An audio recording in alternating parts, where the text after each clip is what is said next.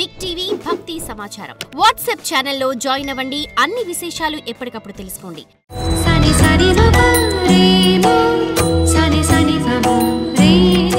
కుడి కన్ను ఎడమ కన్ను అదిరితే ఏది శుభం ఏది అశుభం, ఇవి సెంటిమెంట్తో ముడిపడినవి. ఇవన్నీ కూడా అంటే ఆచార వ్యవహారాల్లో ఇవన్నీ కూడా వైదికమైనటువంటి గ్రంథాల్లో కానీ పురాణాల్లో ఇవి ఉండవు. స్వానుభవంతో మన పెద్దవాళ్ళ యొక్క అనుభవంతో అలా వాళ్ళు చాలాసార్లు గ్రహించి చూసి పరీక్షించి ఇలా జరిగితే ఇలా నష్టము జరుగుతున్నటువంటి అనుభవంతో చెప్పినటువంటి నీతి విషయాలు, వాళ్ళ యొక్క అనుభవమైనటువంటి విషయాలు. కాబట్టి కుడికన్ను అదిరితే ఏముంది, దాని శాస్త్రంలో అంటే పంచాంగాలు చూపించారు. పంచాంగం కుడికన్ను అదిరితే పురుషుడికి లాభమని, ఎడమ కన్ను అదిరితే ఆడపిల్లకి అదృష్టమని ఇటువంటి చెప్పారు. అవి వాళ్ళ యొక్క అనుభవంతో. ఇప్పుడు నేను కూడా ఉన్నాను, కుడికన్ను అదురుతుంది, ఓహో నాకు లాభం కలుగుతున్నటువంటి ఒక పాజిటివ్ ఎనర్జీ. నాకు ఎడమ కన్ను అదిరింది పురుషులకి ఏదో నెగిటివ్ జరగబోతుంది, జాగ్రత్తగా ఉందాం. ఏం చేయాలి అప్పుడు?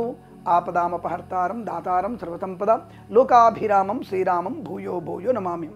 అంటే ఈ ఆపద రాకుండా కాపాడమని రాములు వారిని వేడుకుంటే సరిపోతుందిగా. ఇది సెంటిమెంట్ అనుకోవచ్చు, లేదా ఇతరత్ర పెద్దవాళ్ళ యొక్క అనుభవం చెప్పే విషయం కావచ్చు. అనుభవం మనం నేర్పే గుణపాఠం అదే కదా. అవతల వాళ్ళ అనుభవం మనకి గుణపాఠం. ఆ పాఠాన్ని నేర్చుకొని మనం జాగ్రత్తగా ఉంటే సరిపోతుందిగా. దీన్ని తిరస్కరించడం ఎందుకు, కొట్టిపడడం ఎందుకు, దానికి నష్టం వస్తుందా? ఒక క్షణం కూర్చొని మంచిలాగా వెళ్ళొచ్చుగా. అలాగే ఆడవాళ్ళకు కూడా ఎడమ కన్ను అదిరితే ఆభరణ లాభమని, శుభయోగమని, వివాహ యోగమని, కార్యసిద్ధి అని అనుకోవడం సమంజసం. అదే ఆడపిల్ల కుడి కన్ను అదిరితే నష్టమని, అనారోగ్యమని చెబుతూ ఉంటారు. కాబట్టి ఇవి పాటించకపోవడం అనేది మీ అభీష్టం.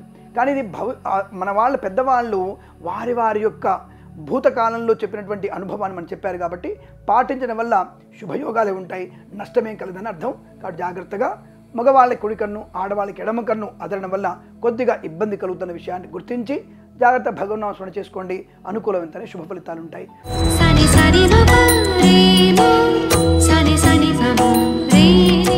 మంగళవారం, దాని పేరే మంగళము. మంగళం అంటే శుభము. మరి మంగళవారం రోజున ఏదైనా శుభకార్యం చేయొద్దంటారండి, ఏదైనా ప్రారంభం చేయొద్దంటారు, ఎక్కడికైనా వెళ్ళకూడదంటారు, ఏ పని మొదలెట్టొద్దంటారు. ఆఖరికి క్షౌరం పని చేసేటువంటి వ్యక్తులు కూడా ఆ మంగళవారం రోజున ఆ యొక్క క్షౌరశాలని తెరిచి ఉంచరు. మరి మంగళవారం అన్నారు, దాని పేరే మంగళమైన వారము. ఆ రోజున చూద్దాం. దీనికి కుహాన పండితులు కొంతమంది ఉంటారు, సూడో నాస్తికులు ఉంటారు కొంతమంది. దాని పేరే మంగళవారం అంటారు. మంగళవారం ఏం పని చేయరు అంటే, ఓరి వెధవల్లారా అంటే సూడో నాస్తికులకి మాట. మీకు తెలియదు ఏంటంటే, మంగళవారానికి కుజుడు అధిపతి. కుజుడు అధిపతిగా ఉన్నటువంటి సమయంలో వేగం ఎక్కువగా ఉంటుంది. ఇప్పుడు హైవేలో ఉన్నావు, ఎందుకు కెమెరాలు పెడుతున్నారు, స్పీడ్గా ఎందుకు పెడుతున్నారు ఆలోచించండి. అంటే ప్రమాదంలో పడతావు కాబట్టి 120 కిలోమీటర్ 110 కిలోమీటర్ దాడితే నీకు 1000 రూపాయలు ఫైన్ వేస్తాడు. ఎందుకు వేస్తాడు ఫైన్? నీ కారు నీ ఇష్టం, రోడ్డుకి ట్యాక్స్ కట్టావు, వెళ్తున్నావు, టోల్ గేట్ కడుతున్నావు, నీ ఇష్టం ఉన్నట్టు వెళ్ళొచ్చుగా. నువ్వు స్పీడ్గా వెళ్తే వాడికి ఎందుకు 1000 రూపాయలు పెనాల్టీ కట్టాలి? అంటే నీ వల్ల అవతలి వాడికి కూడా ప్రమాదం కలుగుతుంది. కాబట్టి నీ వేగాన్ని కంట్రోల్ చేయడానికి పనిష్మెంట్ ఇస్తాడు. ఆ పనిష్మెంట్ భయంతో మనం వేగాన్ని 110 నుంచి 100 కిలోమీటర్లకి, 100 నుంచి 80కి తగ్గించుకుంటూ వెళ్తాం కదా, అలాగన్నమాట.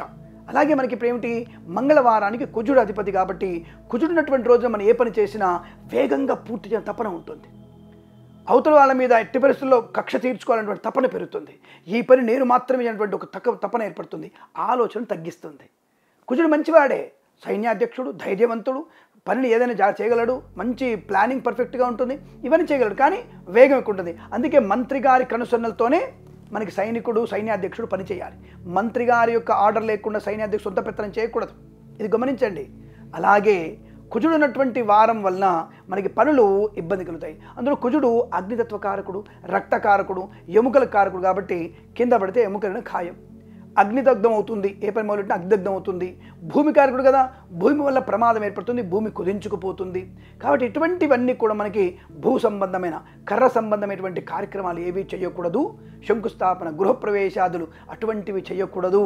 ఎందుకంటే కుజుడు తీవ్రమైనటువంటి ప్రకోపం కలిగి ఉంటారు. కాబట్టి ఆ యొక్క రోజున ఆయనకి అటువంటి పనులు చేయకుండా హాయిగా మనం ఉంటే చాలు. రక్తదోషం కలుగుతుంది. ఏదైనా పని చేస్తే కుచ్చుకోవడం, రక్తం రావడం, దానివల్ల సెంటిమెంట్గా అయ్యో వచ్చిందని డోర్లో చేయబడడం, కార్ డోర్లో పడడం, ఇబ్బంది కలగడం, ఏదైనా పని చేస్తే జారి పడడం, ఇలాంటివన్నీ జరిగే అవకాశాలు ఎక్కువ ఉంటాయి. కాబట్టి మంగళవారము అయినప్పటికీ, మంగళము శుభమైన వారం అయినప్పటికీ ఇటువంటి శుభ కాదు. అదే నువ్వు ఉద్యోగం చేయొద్దని చెప్పలేదు, నువ్వు వ్యాపారం చేయొద్దని చెప్పలేదు, నువ్వు కంటిన్యూ అవుతున్నటువంటి వ్యాపారాన్ని కంటిన్యూ చేసుకోవచ్చు, ఉద్యోగ లాభం చేసుకోవచ్చు, 10 మందిలో గౌరవాన్ని పొందుకోవచ్చు, రాజకీయ రంగంలోకి వెళ్ళవచ్చు, మరి కొన్నింటికి ఉపయోగపడుతుంది. యుద్ధ వాతావరణానికి, యుద్ధం ప్రారంభం చేయడానికి మంగళవారం మంచిది, బాగా గుర్తుపెట్టుకోండి. యుద్ధం చేయడానికి మంచిది, అలాగే అంతరిక్షంలో వెళ్ళడానికి మంగళవారం మంచిది, అలాగే ఎర్ర పంట వేయడానికి మంగళవారం మంచిది, ఎర్ర పంట కోయడానికి మంగళవారం మంచిది, అంటే మిరపకాయలు లాంటివి కోయడం మంచిది, అలాగే బొక్కల సమయటువంటి ఆపరేషన్లకు మంచిది.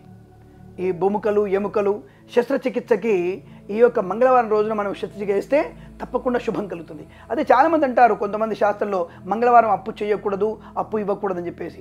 మంగళవారం ఇవ్వవచ్చును, ఇది నా అనుభవంలో చెప్తున్నాను నేను. మంగళవారం అప్పు ఇవ్వవచ్చు, అప్పు తీసుకోవచ్చు, తొందరగా తీరిపోతుంది, తొందరగా తిరిగి వస్తుంది. అదే బుధవారం అప్పు చేయకూడదు, అప్పు తీసుకోకూడదు. చాలామంది బుధవారం అప్పు ఇవ్వచ్చు, అప్పు తీసుకోవచ్చు అని చెప్తారు, అది అబద్ధం. మంగళవారం రోజున కుజుడు, అధిపతిటువంటి కుజుడు వేగం, నాకు రుణం ఉంచుకోవద్దు, టక్కుని ఇచ్చేయాలి. అలాగే కుజుడు అప్పు తీసుకోవడానికి తప్పకుండా తీసుకున్న వెంట తిరిగి ఇచ్చేగంటే మనస్తత్వాన్ని కలిగిన వ్యక్తులు ఉంటారు. కాబట్టి మంగళవారం రోజున అప్పులు ఇవ్వడం, తీసుకోవడం, శస్త్రచికిత్స చేయించుకోవడం, చేయడం అవన్నీ కూడా మంచి శుభయోగాన్ని కలిగిస్తాయనే విషయాన్ని గుర్తించండి. కాబట్టి మంగళము అయిన కొన్ని పనులకి మంచిది, కొన్ని పనులకు మంచిది కాదన్న విషయాన్ని గుర్తించండి. For more videos like this, subscribe Big TV channel.